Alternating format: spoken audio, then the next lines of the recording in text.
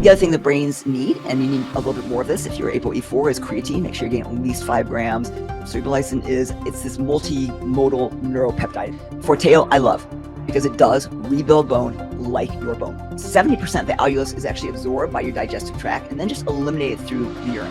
Castor packs, it detoxes the liver, it promotes weight loss. Some people touting that it cures tumors. I don't think there's a lot of scientific evidence to support this.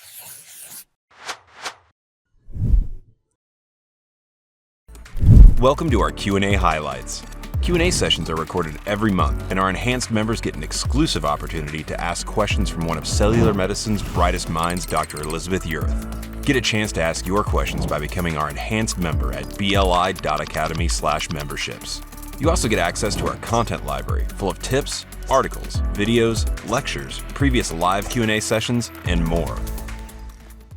So about 1 in 4 people, it's a lot, right? 25% of people have 1 or 2 copies of the ApoE4 allele. One of the things, so Dr. Goodnow, you guys have heard me talk about a lot. So he looked at this and he studied about 1,200 people ranging from ages 58 to 104. Average age was around 80.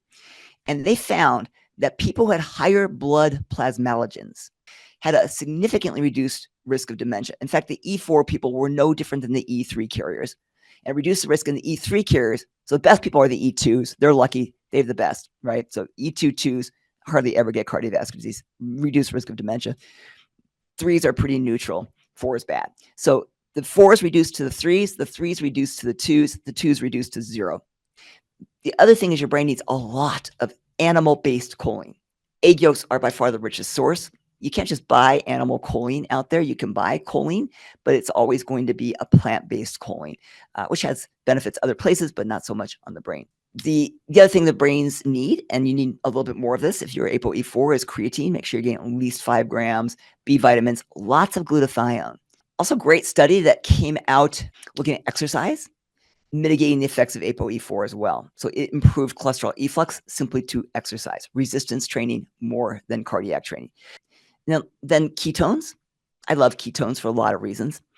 Ketones enhanced the NAD/NADH ratio, regulated CERT enzymes, improved ATP production, improved energy much more in these people. Appears to have a protective effect in your ApoE4 people, at least in mice. Then think about cerebrolysin. Again, we talked about its neuroprotective effects, right? So cerebrolysin, markedly neuroprotective. There's a big epigenetic piece that we really need to look at that we didn't really know anything about years ago. We didn't know that our behaviors 3-6 months before we ever conceived a baby were really imperative to that baby's long-term health, even as an adult. There's so much we know we can do now to save our offspring from having problems with metabolic disorders, with obesity, with anxiety, with depression. So one of the things we know is, like the genome, the epigenome is inheritable, right? So basically, you think you pass on your genes. Well, remember, all of our behaviors, things that we're doing, foods that we're eating, exercise, are changing our genes. So our gene expression is different, right? That is our epigenome.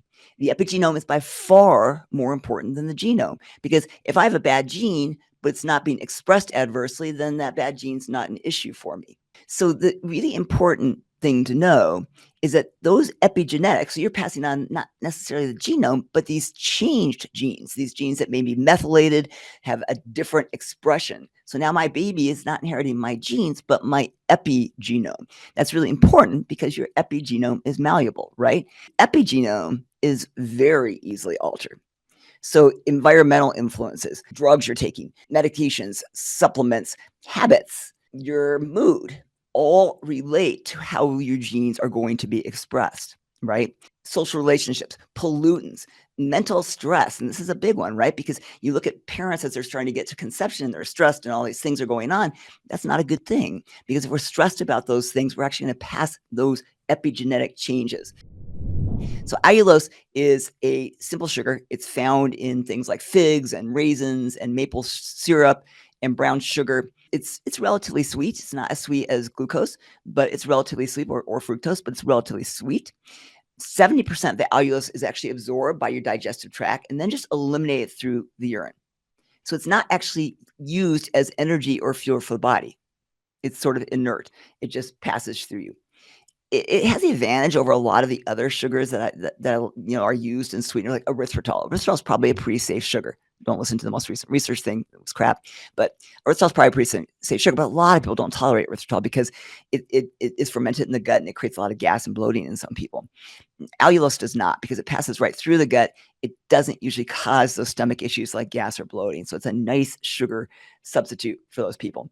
But it also does not alter glycemic index at all. So it can be a really powerful tool, like Trehalose, for helping promote blood sugar control.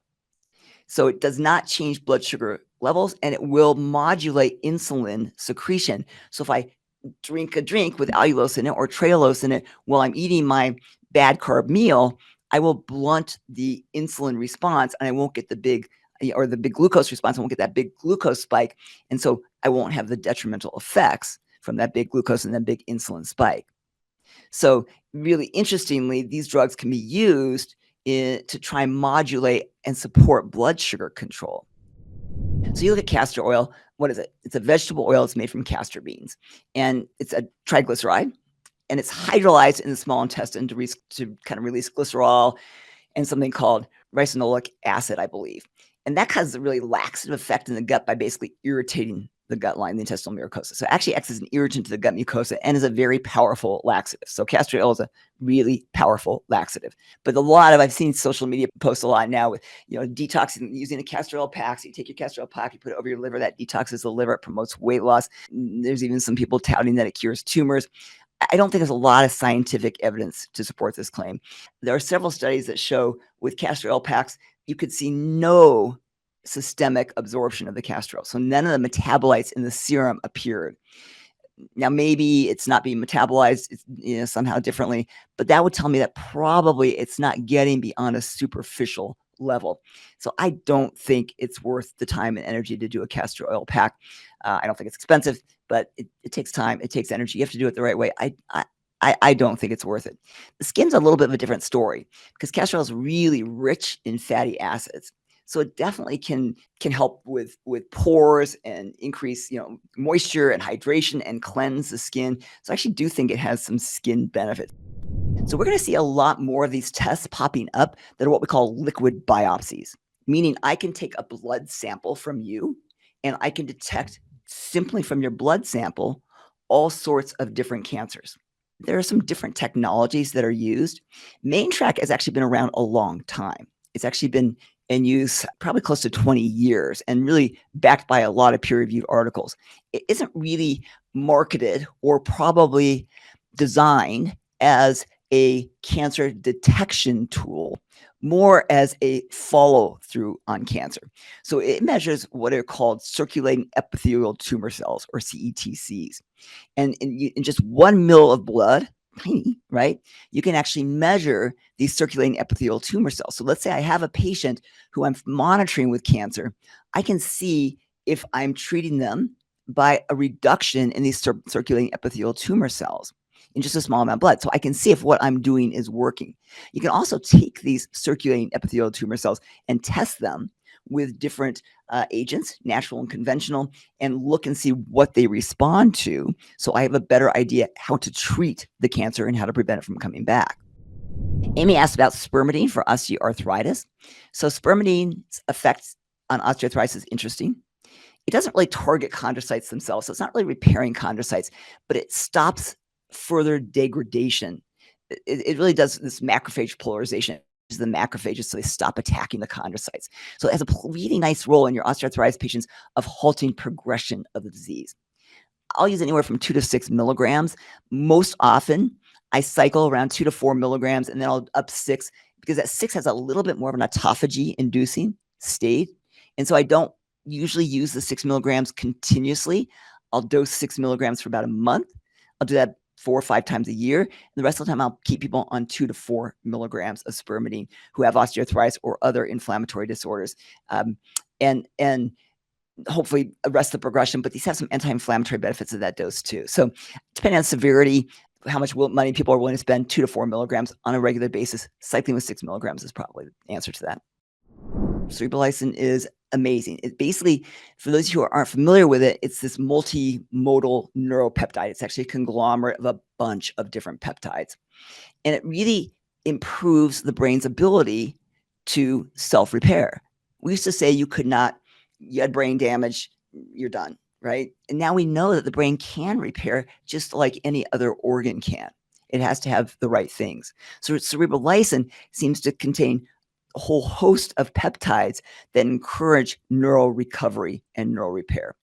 It might be one of the most well-researched of all the peptides out there. And again, it's a conglomerate. It's not one peptide. It's a whole bunch of peptides put together. But it's very well-researched, approved for use in Asia, Austria. If you are admitted to the hospital in those countries with a brain injury, with a stroke, with some cognitive issues, you will have IV cerebrolysin as part of your protocol.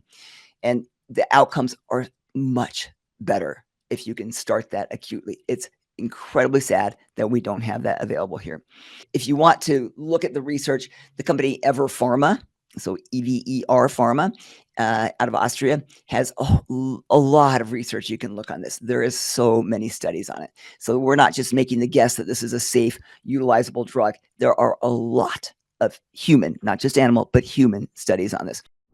So teriparatide, which is Forteo or Allulose, that's the pharmaceutical names for teriparatide, which is the peptide. It's a peptide. It's really a synthetic version of human parathyroid hormone. And that hormone regulates calcium metabolism in the bone. It actually promotes the growth of new bone. It is the only osteoporosis medicine approved that improves bone density. The bisphosphonates do not. They do not improve bone density. They may halt loss. They more create abnormal bone. That's more propensity for fractures. They're not good drugs. You get jaw necrosis. You get a higher risk of fractures. Even though your bone density looks better, it is not the same type of bone. It is a weaker bone. I would stay away from the bisphosphonates. Forteo, I love because it does rebuild bone like your bone in the same way that your body builds bone.